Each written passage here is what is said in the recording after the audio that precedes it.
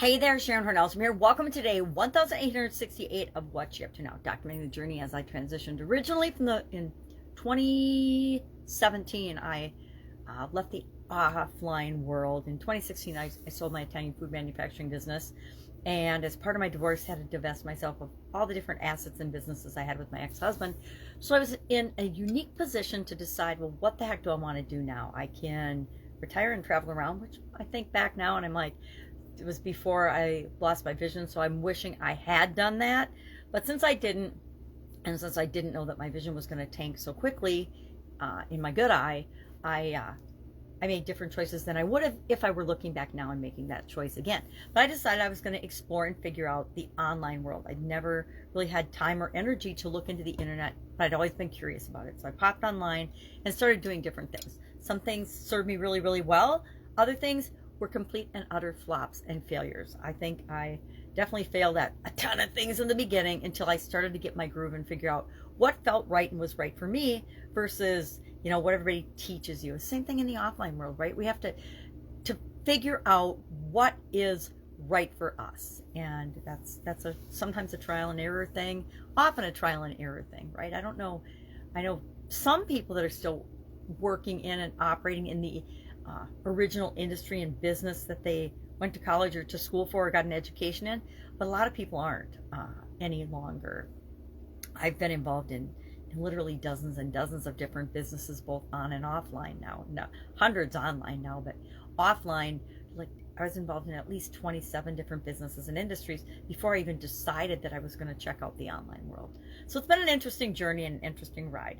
So today and every day for a few years now, I've created a couple of pieces of content. I've been doing an annual challenge. I've been doing annual challenges for literally decades. I would challenge myself to do an annual challenge where I wanted to improve something about my life by doing something every day.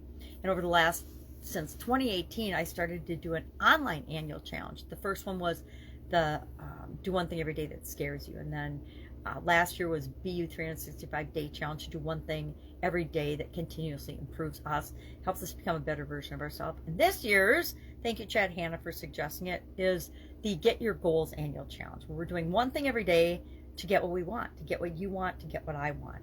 And each month from February through, let's say probably October, we are going to do, it might be September, we're going to do an area of the life framework that I use to kind of structure my life and add some objectivity to the chaos that generally has been my life and will continue to be. At least that's what I expect. And why do I expect it? Because that's what it's been, and I actually like it. I like the crazy chaos. I like the crazy excitement that comes along with not knowing really exactly what's going to happen next. So today, our content for the Get Your Goals annual challenge, we're focusing on mental well-being. And we're talking about my lovely artistic graphic ability, the subconscious today, and how it manages pretty much everything for us on autopilot. 90% of everything in our life actually gets handled automatically by our subconscious. If we had to make all those decisions, all those choices, run all those processes intentionally, we'd go insane, because so much has to be done just for our bodies to function and us to breathe and eat and go to the bathroom and do the everyday functioning things. If we had to consciously be aware of those, we'd be overloaded and we wouldn't have time to do anything else. So thank you, subconscious, for taking good care of us. And our action item today is just to think about our subconscious and notice some of the amazing things that it does for us every single day. And then also think about how are we going to make sure that it is our best friend and it's on the same page we are when it comes to creating what it is that we want in life. And we do that, and we've been doing that for a few years now through something called the SOAP framework. We're going to cover that next week. And then we're going to spend a week setting our goals for our mental well-being and our mental health this month as well. So our idiom to kind of go along with that for our Supersize Your Business group is asleep at the wheel. And I shared a story about how I fell asleep when I was driving my car one time between my home and Green Bay when I was dating my husband. I drove home a lot on the weekends to spend with him. And one of those Sunday nights late, I was driving back to Green Bay for work on Monday, and I literally dozed off behind the wheel of my RX-7, poor RX-7. But luckily, I just tapped the car next to me, and that woke me up, and neither one of us had any damage because it had been snowing, which makes it even worse that I fell asleep behind the wheel, right? So we talked about asleep at the wheel and what that means, and how we probably don't want to do that if we're growing and building and supersizing our own business, right? There's times in our life when we just go through the motions of our life, and we are, I think that's kind of a way of being asleep at the wheel of our life.